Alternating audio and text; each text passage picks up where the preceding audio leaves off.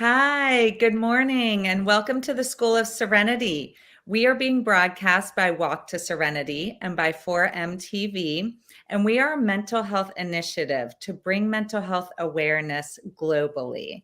And so we've got an exciting show for you today. I am your host, Kihm. I am a psychotherapist, an energy worker, and an author. And I have a private practice blending holistic therapy and meditative practices, as well as somatic energy work. And I'm so excited for our guest here today. We are going to welcome Chelsea Cole, and I'm going to share with you about what we'll be diving into today. She is a licensed psychotherapist specializing in narcissistic abuse and helping introverts and empaths thrive. She's also a certified partner trauma therapist, a registered play therapist, a level 1 certified Gottman method couples therapist, and she's a board member of the Yao Foundation. Chelsea is also currently writing a book on understanding and healing from narcissistic abuse. And these are all such important topics, and these credentials are incredible. So thank you for being here with us today, Chelsea. Yes, absolutely. Thank you for having me. And for anyone watching, I'll go ahead and tell you, you'll notice my cat's playing in the background. So I apologize for any background noise. It is morning where I am, and they love their morning playtime. I love it. I love it. I've had my daughter come in and sit on my lap in the middle of the interview. Oh, So we welcome pets, dogs, just, real life. This is just nitty gritty real life stuff, right? very true. Yep. Yes. So you are on such an important mission, and I love what you're doing to help people heal. Tell us about how you got into this field and why you specialize in narcissistic abuse. Yeah, I could talk about that for so long. I was Yeah. thinking about how do you shorten that? But basically, I tell people you can only have experienced so many narcissistic relationships until you have to figure out what's going on. Mm, And so I've had personal relationships with narcissists in home, family, work, intimate relationships, all of it. I get it. I see it so much with my clients. And so it was really just a combination of my personal interests, of course, as a therapist, wanting to understand people, why they yes. do what they do. Yep. And I've had these personal experiences. And so I just started taking a deep dive. What is happening? What is this crazy making, guilt tripping relationships that I keep experiencing that my clients keep telling me about? Yes. And yeah, that it just kind of it went from there. And the really big thing is people in general, we're getting better, but people don't get it. I mean, you go and tell someone about a relationship issue you're having, you often get advice about how you probably need to communicate better. They probably just misunderstood. I'm sure they didn't mean it that way. You should go share Mhm. your feelings with them. All okay advice in healthy relationships, Yep. but in narcissistic relationships, that will completely backfire and keep you trauma bonded and keep you in the relationship so much longer than you need to be. Yes, absolutely. And we've got to bring awareness around that because the rules don't apply in therapy when No. you're working with somebody who's narcissistic. You throw all those healthy relationship, communication skills out the window. They just simply don't apply. And I love that you've had this personal experience. I personally believe as a therapist that what I've been through and my hardships are what make me the therapist that I am. Mm-hmm. And that's what allows me to be able to help people. And so we do specialize in what we've personally experienced. I mean, mine is divorce, mine is highly sensitive people, yours is empath and narcissist. And I Mm-hmm. think that hands-on experience, there is the training ground with our degrees that allow us to Yes. really see people and meet them where they are. It's like, we're not just talking about it from this clinical perspective. We actually personally know what it is like to be in that position. Mm-hmm. Oh, so much. I mean, I I think because I've been through it, I often tell my clients, like, I'm helping you and I'm helping me, and we're all helping each other, Yes. like globally figuring this out because Yes. it's not like I don't have any narcissistic relationships in my world anymore. I mean, this is still something that I have to deal with. And so when I'm going through it, it just reminds me every day how in the trenches my clients are, how I'm still experiencing it. And I think it just makes you very present and very compassionate because you don't get it just intellectually, you get it Yes. emotionally, physiologically, like you get it in every way. And I think Yes. that really helps, and hopefully um, kind of resonates with my clients as well, because they know I'm not just talking theoretically, I'm talking in real life. Absolutely. You know what it feels like in your body. You know what the Hmm. boundary violations are. You have, you know, boots on the ground experience. Yeah. So tell us, what are the signs that somebody could be in a narcissistic relationship, or what are the signs of that abuse? Because I think that many of us, I've been in them, and I'm a therapist, and I'm like, how did I miss the sign? Like, how did I Yeah. miss it? I just, I think many of us can get kind of sideswiped by it and not even realize. Have you found Yeah. that? Oh, yeah, definitely. Because oftentimes narcissists are really good at preying on people who are naturally compassionate, Yes. empathetic, Yes. kind-hearted, assume the best, give second chances. I mean, Yes. the kind of people that you hope are therapists and are in helping professions. Yes. So, absolutely, we can be kind of drawn into these relationships too. So, recognizing that you're in a narcissistic relationship is kind of multi layered because you experience on every level. I think one of the first things that people start recognizing when they're in toxic relationships is the amount of overthinking that's happening, the amount of second guessing, self doubts, self criticism, self blame, guilt feeling like you're on this never ending merry-go-round that no matter what you try, no matter what solution, no matter how, quote, good you try to be, or ways you try to make things work, Mm. nothing is ever enough. I mean, the two mantras of a narcissistic relationship are you never feel good enough, and nothing is ever enough for them. Like you can't win. And Mm. so if you can resonate with that, then I would highly recommend checking out more narcissistic relation or resources, because it's highly likely you're dealing with some kind of toxic relationship. Right, right. Yes, absolutely. And it's interesting because when you're in that space, you're feeling so vulnerable that you really do Hmm. think something is wrong with you. And what would you say? How do we get sort of outside?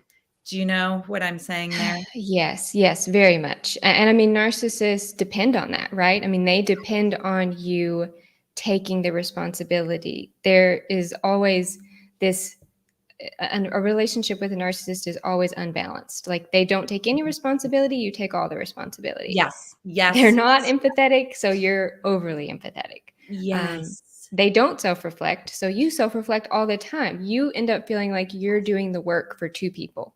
Right. Okay. This is a good distinction. These are Yeah. really key factors, and it makes you feel a little crazy.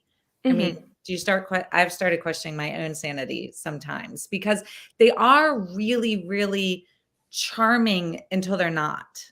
Yeah. Well, You that's know that. what I mean? Like, Yes, that's that narcissistic cycle of abuse is the idealize, the love bomb, because they have to have a way to draw you in. So, they're charming, they're charismatic.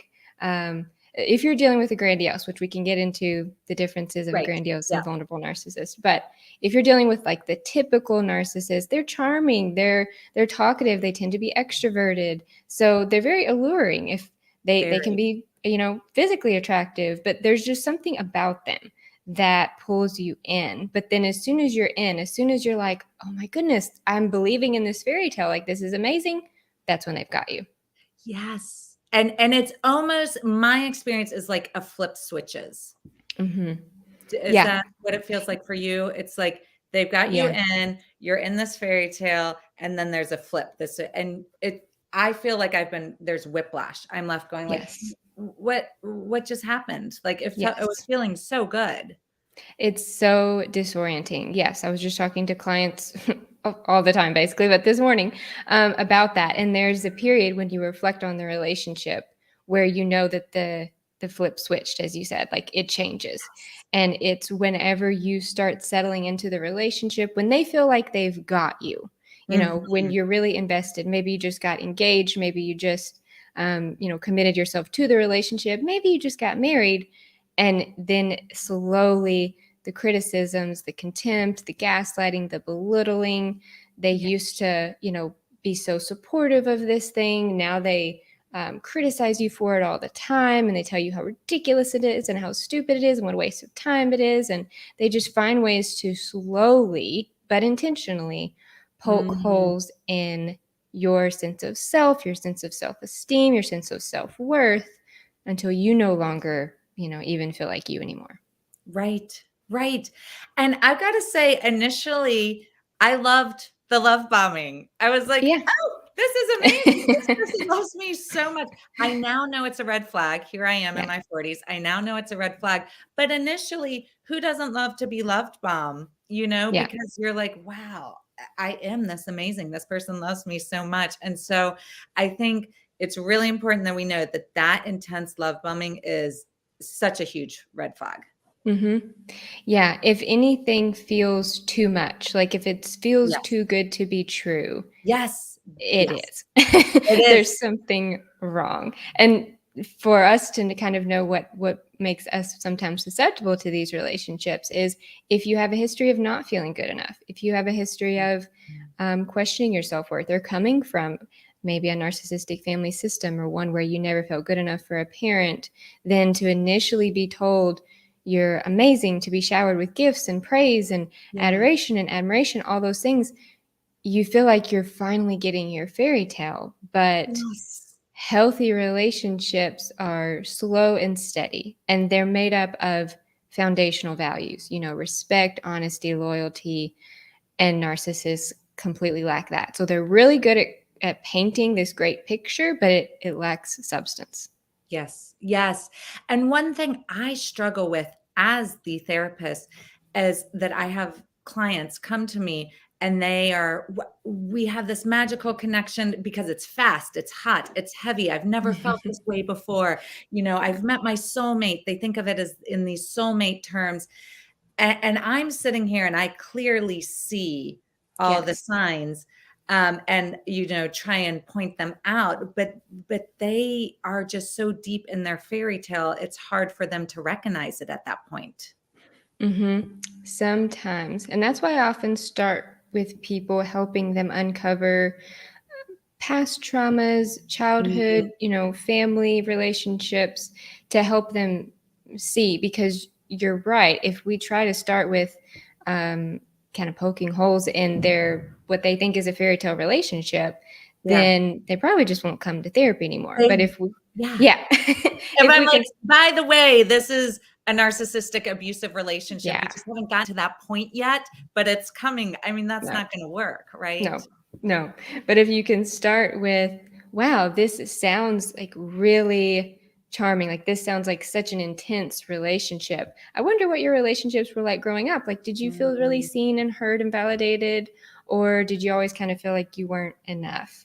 And you mm, can kind of go at it from like a backdoor perspective and help them see, oh, I have a vulnerability to really feeling or wanting to feel needed or valued, and mhm. sometimes that can kind of help them put on the brakes a bit. Yeah, yeah. That's that's good. Yeah, thank you. Because 'cause I'm like, I see it so clearly," and it's hard when they haven't even gotten to the point yet where the flip switches, but Right. it's coming. Yes, and even sometimes educating. I mean, that's why I'm doing what I'm doing. That's why I love talking with you and other therapists and Yeah. raising awareness about this, because when people know what healthy and toxic feels like, they're so much Yes. more prepared, to identify the difference. The fact is, we're raised on fairy tales, We are. Disney movies. Yep. When you come from that kind of culture, you assume that the more romantic, the bigger gesture, the more they love you, Yeah. instead of, oh, healthy relationships are just consistent, they show up Yes. on time, they're kind, they're respectful. Yeah. Like those are the things we should be valuing. Absolutely, and it's interesting because, they do feel a little bit more boring compared to, like, Yes. do you know what I mean? Like, sometimes that Mhm. consistency is like people crave those adrenaline Yeah. rushes and the fire and all of that, but the healthy ones are just stable, and Oh, sometimes people can see the stability as more boring. yes. And that definitely, I've seen that be true when you're raised in environments where there was like this hot and cold, like where there Yes. was a foundation for a trauma bond laid. Right. where there was, you know, love and affection and abuse and yelling and trauma and a Mhm. making up phase. Like when you grew up with that, then you start equating, oh, so, people who love each other, sometimes they just yell. Or Yeah. if so and so had a bad day, then they may come in and be critical, but then they're going to make up for it later. So it's Right. okay. And Right. so, those kinds of beliefs and expectations get kind of formed in childhood. So then you expect that in relationships. So the healthy relationships initially feel, quote, boring. But Right. Right. given enough time and healing, those relationships actually feel very safe and comforting. Yes. Yes. And I'm like, give me boring. I am so Yes, ready for absolutely. boring. I've had all the fire, all the passion. Give me stability, safety, and boring. I am check, sign me up for that now, But Yep. I do think that sometimes when we're younger or in different phase of our lives, we do feed off those highs of those adrenaline rushes. Mm-hmm. Absolutely. I mean, I can relate to that. Um, in my personal experiences, for me, my dad was more of a neglectful narcissist, which we don't really talk about what even that is. But they're just kind of emotionally absent. So initially, before I understood, I would have been attracted to people who, love bomb, idealize Yeah. that whole phase because I was missing that. Yes. Now, yeah, no, my current relationship is very healthy and it's consistent and it's stable and it's all the, quote, boring things, which now I just find completely comforting. Yes. I don't Yes. want any love bombing. I'll take respect and kindness every day. Absolutely. Absolutely. Yes. Yes. It's an evolution. It has been for Yes. me, this evolution. So that's a perfect transition. Tell us about the different types of the narcissist. There are some distinctions there and different actual types. Yeah, that's something we don't often think about, but the presentation, depending on the type of narcissist, can look and feel very different. That's Mhm. something that will be in my book that I'm working on that we can talk about in a bit, but I really Yeah. break down the main 6 different types and how they look and feel differently so you can recognize them regardless. But the 2 big types that we talk about are grandiose and vulnerable narcissists, or sometimes called covert narcissists. So grandiose narcissist is that typical narcissist you think of when you hear the term. They're charming, they're charismatic, they tend to be extroverted, they're pretty socially adept, so they Yes. do pretty well making connections, Yep. and they're just very alluring at first, and so you're Mhm. easily drawn in by them. The vulnerable narcissists have this same entitlement as the grandiose narcissist, but their initial presentation is more victimized, sullen. A lot of people think they're depressed, down on their luck.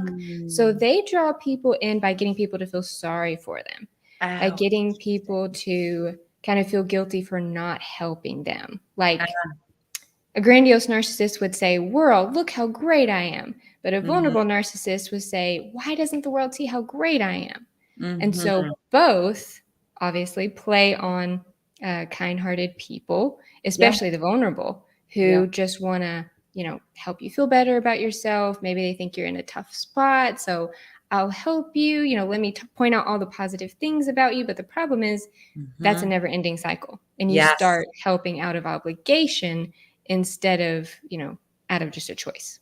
Yes, yes, absolutely. Yes. Well, and it's so interesting because I'm a highly sensitive person and I think you might be as Hmm. well, but empaths, highly sensitive people. I mean, my therapist told me we will always attract those people. Yeah. Like it's not a matter of, oh, all of a sudden I'm at such a high vibration, like they're not attracted to me. They will always be attracted. And then it's my choice to recognize and say no. Yes. Is that Absolutely. true? I mean, they'll find you. Yeah. Well, I mean, I think I would venture to say that any of us will, all of us will experience a narcissist at some point Mhm. in our life, whether we realize it or not. But Yeah. especially empaths, highly sensitive people are vulnerable or susceptible because narcissists are attracted to what they lack.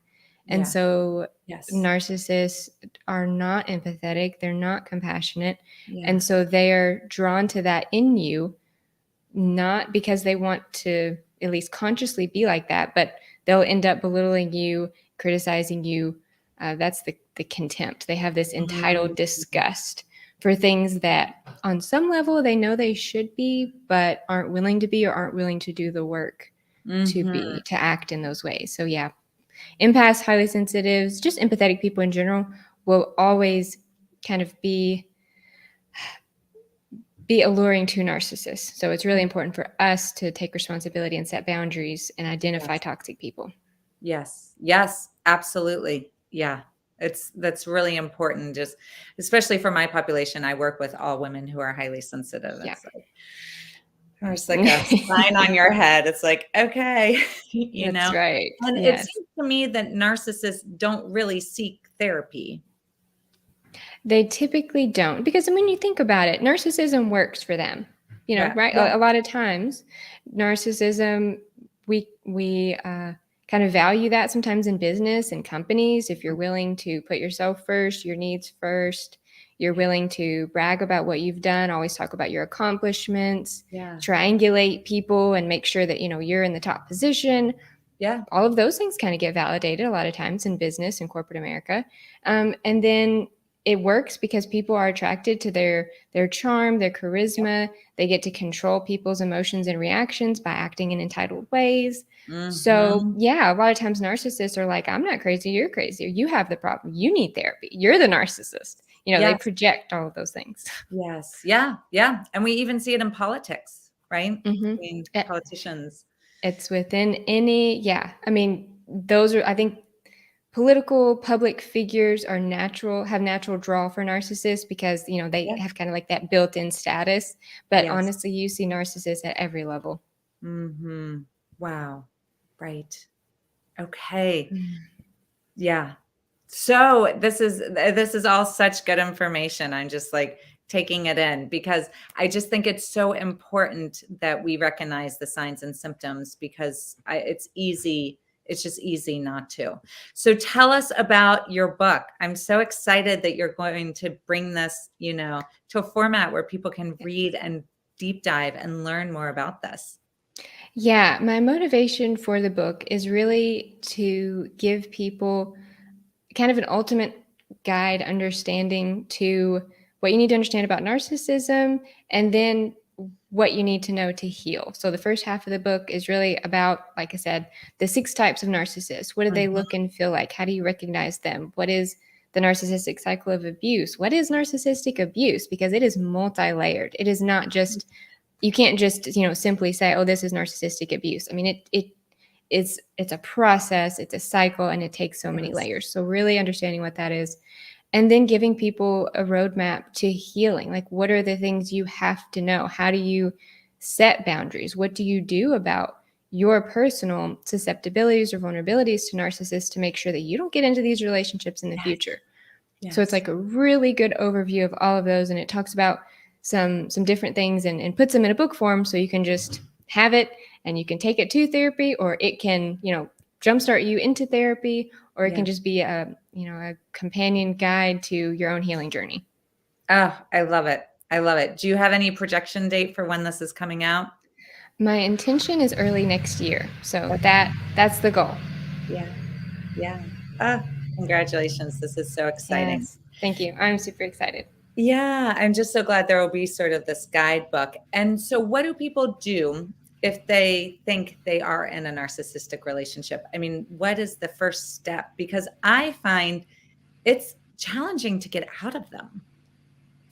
Very much. Yeah. And Yeah. so the first step is, sometimes people even have to get over this hurdle of feeling like a bad person for thinking that they are with a narcissist. Because if you truly Mhm. have been narcissistically abused, people carry a lot of guilt and shame about who, and maybe it's not your partner, maybe it's your mother, your Yeah. dad, your sibling, your friend, your Yes. coworker. And so people have a lot of beliefs around, you shouldn't think bad about your spouse, you shouldn't think bad about your parent. So there's hesitancy to even address it. So I would encourage people first, just allow yourself to explore. You're not making, harsh or quick judgments. You're not even saying, hey, you are a narcissist. Right. You're just opening yourself up to explore it. So really the first step is gaining that understanding and awareness of healthy and toxic relationships. What Mm, do they look and feel like? What should I expect in a healthy relationship? And if you're not seeing those consistent patterns of kindness, respect, admiration, empathy, if you're getting criticisms contemptuous looks and statements and gaslighting and belittling and criticisms, and you just have a general sense of never feeling enough in your relationship, then it's Mhm. definitely worth at least exploring and seeing, what's happening in your relationship. And when does that stuff start usually? Like the criticisms and the Mhm. contempt. When? Yeah, it tends to come after the love bombing phase, which there's no hard and fast rule of like how Right, long that lasts, right. but it can be, typically love bombing phase is a few months, a few Yes. weeks to a few months. Yep. But even within that phase, you can still see warning signs. So the fact that Okay. it feels like too much, that it feels like Mhm. a lot, that's a warning sign. And listen to how they talk about other people. Are they Mm. telling you about their past relationships and saying, "Oh, my ex is so crazy. They're so, Yep. they were so controlling. They're obsessed with me still."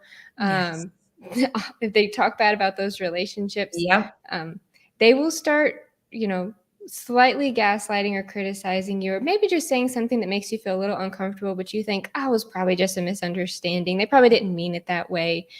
Do they ask about you and do they share about them? So Mhm. narcissists are very comfortable sharing about themselves. Yep. And Uh, sometimes in the beginning of the relationship, they will ask you, what are your deep fears and dreams and goals? And you think, oh my, we're really getting into it. We're connecting. But yes. are they sharing just as much? And are they really there for you empathetically when you're having a difficult emotion? Because oftentimes narcissists are just learning about that, quote, deep stuff to use it Mhm. against you later. Mhm. So, again, a relationship should be a natural progression. If you're talking about, something on a first date that you really wouldn't expect to talk about until you're a couple months in, that can be a warning sign too. Okay. Okay. Yeah. Yeah. Interesting. Because I'm looking back and I can think of someone who everyone they dated was just crazy. And I'm like, Mm, well, this could be the first healthy relationship that they have. I'm a therapist. right. I know how to communicate. And then it's like, okay, Kara, Yeah. like, Yeah, I had someone tell me that they were so happy that I was a therapist, that they just think it's amazing to have a partner and a therapist, that that's all they wanted and all they were looking for. yeah. And I mean, obviously that should have been a red flag, but I Yep. was like, "Oh yeah, like of course cuz that would be great. Oh, so you care about therapy, you want to Yes. improve." So I just put a Yes. positive spin on it, but really they were saying, "Oh, you can be my therapist and my partner and my everything." Yep. And that Yep. was too much. Yes, yes, too much. I've had the same thing, and I thought the same thing. I was like, "Oh, well, they're invested in therapy, and they Right. have this healthy want to work through things." And so Yep. now I'm like, "I am not gonna be a therapist in my off time. That's a hell no." Exactly. Like, Exactly. I'm not gonna be the therapist for my partner, I Yeah. think that's the big thing, looking for an equal, where it just Yes. feels balanced and equal.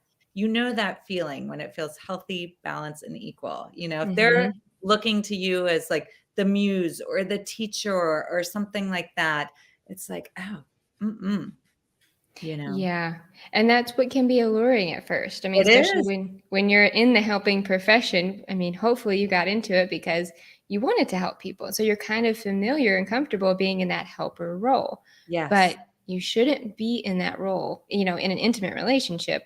It should be, like you said, balanced. And that's why we have to take time to heal ourselves in Mm, order to be able to recognize that. Because if you've had toxic relationships in the past, if you were come from an enmeshed family system where there were no boundaries and everyone expects everyone to be available at all times and you do anything for the family and there's no boundaries there, then it feels kind of familiar to be in a relationship where someone yes. also wants everything from you.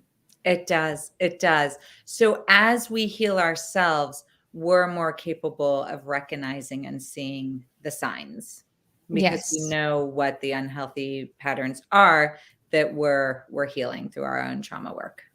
Absolutely. I mean, I think if I had to sum up one thing that would be most helpful for anyone in any situation, whether you're in a narcissistic relationship or not, is to trust your intuition. Yes. To have that moment where you take a breath and you get grounded and you center in and you ask yourself, how do I feel right now? Because a Mhm. lot of times in narcissistic relationships, we feel we ruminate a lot, we're anxious, we're Yes. can even struggle with being productive, or our work can suffer. We feel foggy, we feel confused, we feel Mhm. hypervigilant. You feel so many things, and these are all warning signs. Like, Yep. logically, you may not know what's going on, but your body knows because your body Yes. reacts to energy. Yes, yes, yes, and yes. I wrote a book on intuition. I'm so Oh, well, passionate about intuition. you got And it. the body will let you know. And I was just talking to my therapist, and she's like, if you are feeling anxious all the time, it's not good for you. Let Yeah. it go. Just let it go, And it's so true with relationships. When I find myself feeling really, really anxious, I also have an anxious attachment system. So I'm Yes. learning to tease out what is my attachment system, and then what's the sign of this is not good for you. And so we Right. all have our own attachment systems we're working with too. But yeah, you feel that anxiety in your body pretty chronically, when Mm-hmm. you're in Mm-hmm. these relationships. Yeah, because you are always you you're kind of entering into a game you never intended to play. When Yes. you enter into a relationship with a narcissist, you are entering into the vortex that is the narcissistic cycle of abuse. You Mhm. don't know that, but your body always knows something is off, that you're unsafe with this person, that Yes. they're looking for ways to criticize you. Your mind goes to work by trying to justify and logically explain and make sense of their Mhm. behavior. And that's where we get all the justifications and excuses. Like, you shouldn't have to work that hard for people's behaviors to make sense. If you Right. have to really think, oh, I Yes. wonder if they didn't mean that, or that it was probably this, or I'm sure it was just this, or they had a bad day. Like, if you're having to do that consistently, then there is a problem, because people tell us who they really are through their actions, not their words. Yes, yes, yes, yes, and yes, absolutely. And they tell us pretty early on, like, despite the love bombing and Mm-hmm. how it feels so good, like, there are those things with the actions that you'll see emerging. Mm-hmm. Yeah, absolutely. And that's why, again, you have to take that time to Yes. build your healthy sense of self. Because if you are starting from like already feeling confused and self doubt before the narcissist ever enters your world, Mhm. then you get in this place where you feel like, well, is it me, is it them, oh, well, I've always been kind of insecure, so it's probably just me. And Right. so you self gaslight, you question your own reality Yep. constantly. Yep.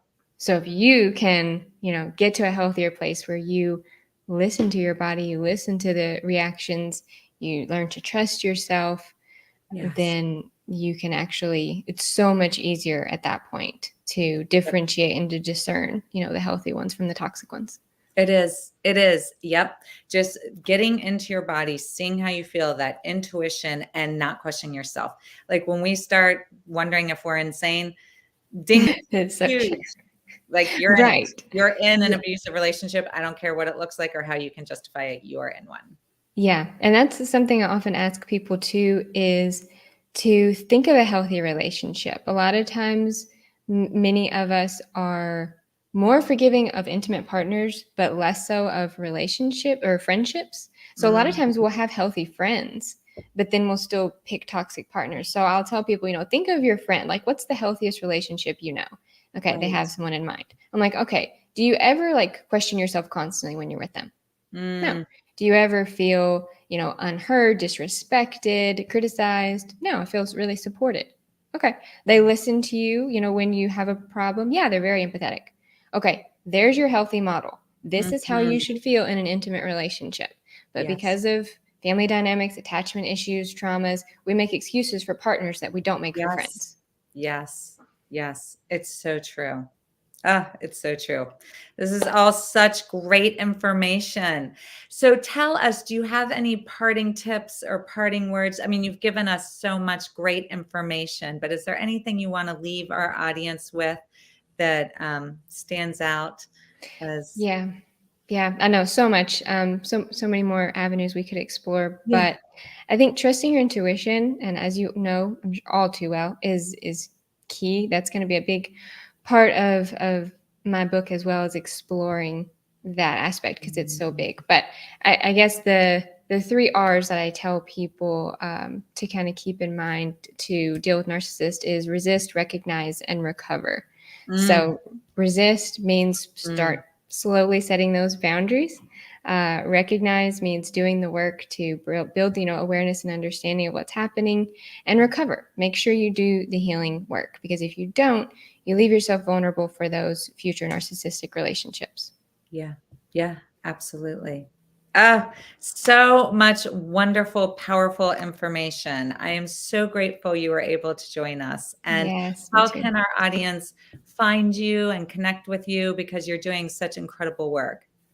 Yeah, well, I'm on almost all the social media. You can find me at Chelsea Brooke Cole. If you want to go to my website, I have more narcissistic resources, like free resources, articles, videos, all kinds of things. If you really want to stay in touch and if you want to be notified about my book, I would encourage people to go to chelseabrookecole.com/newsletter, and you can sign up there for my bi-monthly narcissistic abuse newsletter, and that'll be where I will first tell people about my book opening as well.